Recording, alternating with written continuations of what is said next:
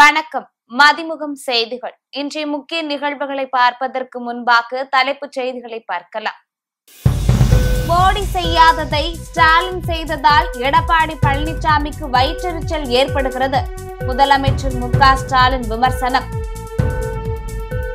Operation சிந்தூரில் பாகிஸ்தானின் 5 போர் விமானங்கள் சுட்டு வீழ்த்தப்பட்டன. இந்திய விமானப்படை தளபதி ஏபி சிங் தகவல். விருதுநகர் அருகே பட்டாசு வெடித்த விபத்தில் 3 பேர் உயிரிழப்பு. உயிரிழந்தோரின் குடும்பத்திற்கு நிவாரணம் அறிவித்தார் முதலமைச்சர். டெல்லியில் கனமழை எதிரொலி. சுற்றுச்சுவர் இடிந்து விழுந்ததில் 8 பேர் உயிரிழப்பு. ரயிலில் ரிட்டர்ன் டிக்கெட்டுடன் முன்பதிவு செய்தால் 20% சலுகை. ரயில்வே அமைச்சகம் அறிவிப்பு. ஒன்றிய அரசே சாதிக்க முடியாததை மு.க.ஸ்டாலின் சாதிக்கிறார் என எடப்பாடி பழனிசாமிக்கு வயிற்றெரிச்சல் ஏற்படுவதாக முதலமைச்சர் விமர்சித்தார். செங்கல்பட்டு மாவட்டம் தாம்பரம் சானிட்டோரியம் வளாகத்தில் அரசு தலைமை மருத்துவமனை ரூபாய் 110 கோடி மதிப்பில் கட்டப்பட்டு உள்ளது. இந்த மருத்துவமனை 400 படுக்கை வசதிகளுடன் 6 தளங்களுடன் அமைந்துள்ளது. இந்த மருத்துவமனை திறப்பு விழா இன்று நடைபெற்றது.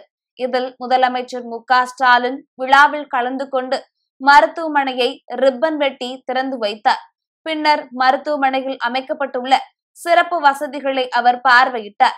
இதனை அடுத்து பல்லாவரத்தில் விமான நிலையம் அருகே கண்டோன்மென்ட் பகுதியில் ஏழை எளியவர்களுக்கு ரூபாய் 1672.52 கோடி மதிப்பிலான இலவச வீட்டுமனை பட்டாக்களை வழங்கினார். இவ்விழாவில் அமைச்சர் ஏவா வேலு, தாமோ அன்பரசன், KKSSR ராமச்சந்திரன், மா சுப்பிரமணியன் மற்றும் TR பாலு, MP அமைப்பு செயலாளர் RS பாரதி உட்பட பலர் கலந்து கொண்டனர்.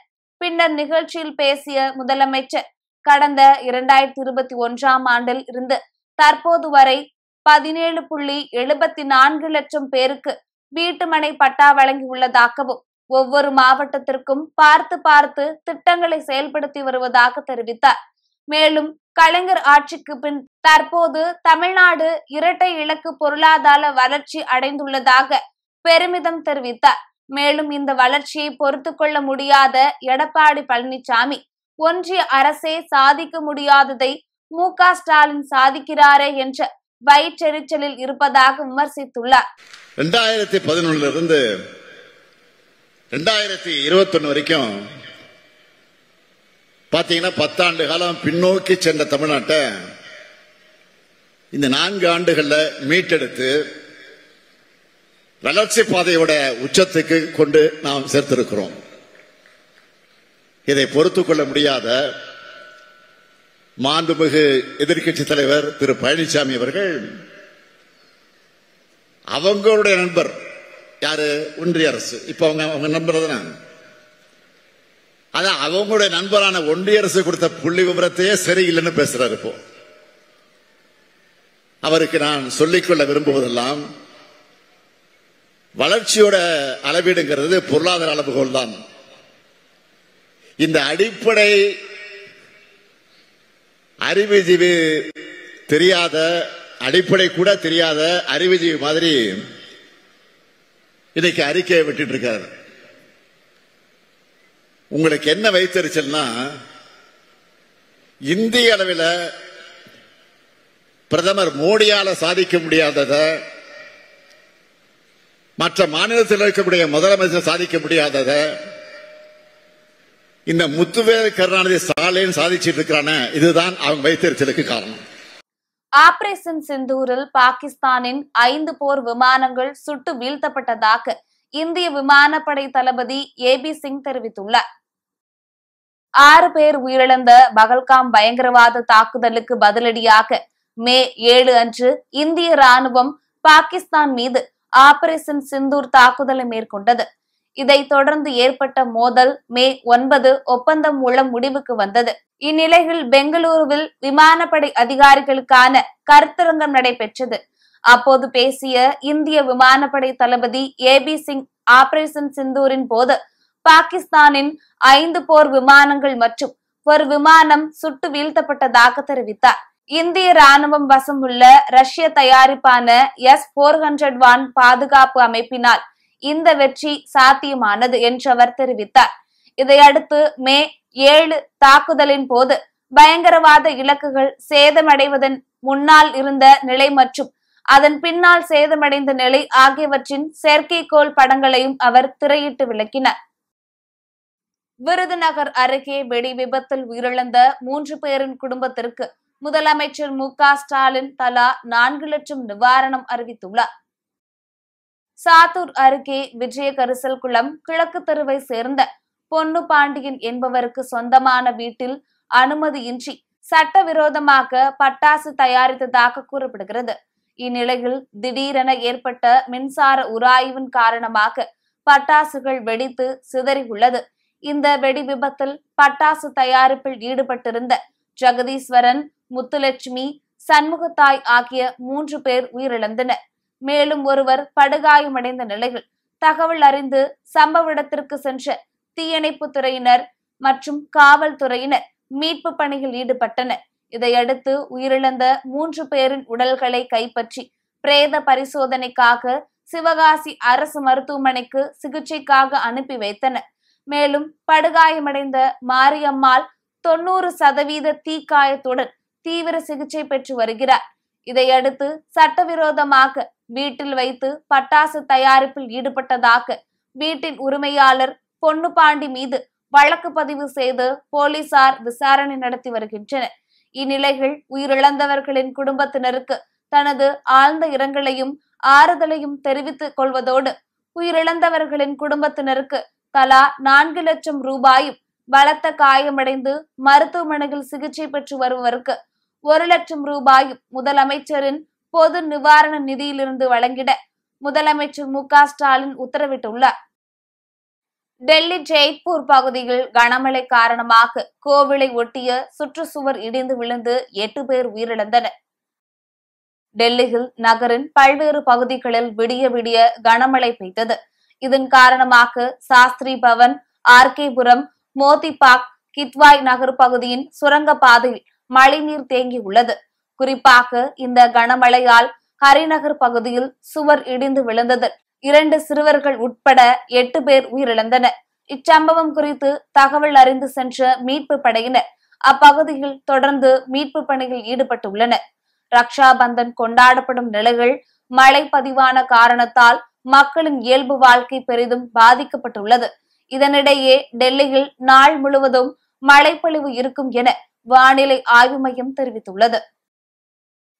அக்டோபர் 13 முதல் 26ஆம் தேதி வரை ரயில் பயணம் செய்ய ரிட்டர்ன் டிக்கெட்டுடன் முன்பதிவு செய்தால் 20% சலுகை வழங்கப்படும் என ரயில்வே அமைச்சகம் அறிவித்துள்ளது. தீபாவளி பண்டிகையை ஒட்டி நெரிசலை சமாளிக்கும் வகையில் ரயில்வே புதிய சோதனை திட்டத்தை கொண்டு வர உள்ளது. இந்த காலகட்டத்தில் ஏராளமானோர்கள் சொந்த ஊர்களுக்கு சென்று திரும்புவர் என்பதால் ரயில் பயணிகள் வசதி பெறும் வகையில் குறிப்பிட்ட கால இடைவெளிக்குள் ரிட்டர்ன் பயணம் மேற்கொள்ளும் வகையில் டிக்கெட் எடுத்தால் அதற்கு 20% சலுகை வழங்கப்படும் என ரயில்வே அமைச்சகம் தெரிவித்துள்ளது. அதன்படி அக்டோபர் 13 முதல் 26ஆம் தேதி வரைக்குள் பயணம் செய்ய ரிட்டர்ன் டிக்கெட் உடன் முன்பதிவு செய்தால் 20% சலுகையும், அதேபோல் நவம்பர் 17ஆம் தேதி முதல் டிசம்பர் 1ஆம் தேதி வரை ரிட்டர்ன் டிக்கெட் உடன் முன்பதிவு செய்தால் 20% சலுகை வழங்கப்படும் என அறிவித்துள்ளது. இதற்காக 60 நாட்களுக்கு முன்னதாக பதிவு செய்யும் வசதி என்ற அடிப்படையில் வருகிற 14ஆம் தேதி தொடங்குவதாக தெரிவிக்கப்பட்டுள்ளது. மெகா கூட்டணி அமைத்து ஆட்சிக்கு வருவோம் என்று பொதுக்குழுவில் அன்புமணி ராமதாஸ் தெரிவித்துள்ளார். பாமக நிறுவனர் ராமதாஸ் மற்றும் தலைவர் அன்புமணி இடையே மோதல் போக்கு நிலவி வரும் நிலையில் கட்சியின் பதவியிலிருந்து அன்புமணியை நீக்கி அக்கட்சியின் நிறுவனர் ராமதாஸ் அறிவித்தார். ஆனால் கட்சியின் தலைவரை பொதுக்குழுவை கூட்டித்தான் நீக்க முடியும் என்றும் அதனால் ராமதாஸ் அறிவித்தது செல்லாது என்றும் அன்புமணி கூறி வருகிறார். இந்நிலையில் அன்புமணி ராமதாஸ் பொதுக்குழுவை அறிவித்ததை எதிர்த்து ராமதாஸ் தரப்பு சென்னை உயர்நீதிமன்றத்தில் மனு தாக்கல் செய்தது. அந்த மனுவை தள்ளுபடி செய்த உயர்நீதிமன்ற நீதிபதி ஆனந்த் வெங்கடேஷ் அன்புமணியின் பொதுக்குழுவுக்கு அனுமதி வழங்கினார். இதனை அடுத்து சென்னையை அடுத்த மாமல்லபுரத்தில் அன்புமணி தலைமையில் பாமக பொதுக்குழு கூட்டம் நடைபெற்றது.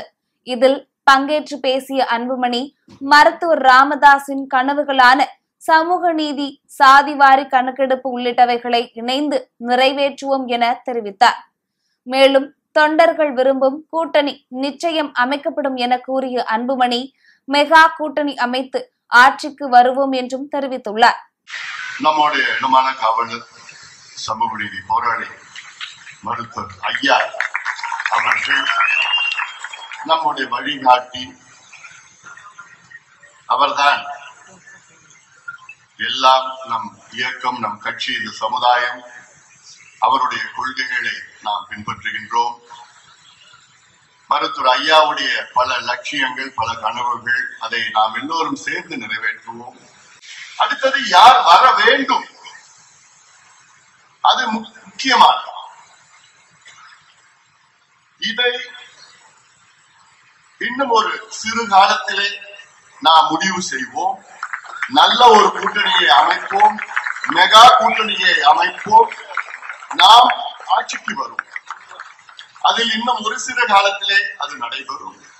மதுரை அழகர் கோவில் ஆடி திருத்தேரோட்டம் வெகு விமர்சையாக நடைபெற்றது. மதுரை அழகர் கோவில் கள்ளழகர் திருக்கோவிலில் ஆண்டுதோறும் ஆடி பெருந்திருவிழா கொண்டாடப்பட்டு வருகிறது. இந்நிலையில் இந்த ஆண்டு ஆடி திருவிழா ஆகஸ்ட் 1ஆம் தேதி கொடியேற்றத்துடன் துவங்கியது. தொடர்ந்து தினந்தோறும் ஒவ்வொரு வாகனத்தில் சுந்தரராஜ பெருமாள் எழுந்தருளி உலா வந்தார். தொடர்ந்து திருவிழாவின் முக்கிய நிகழ்ச்சியான ஆடி பௌர்ணமி நாளில் காலை தேரோட்டம் வெகு விமர்சையாக நடைபெற்றது.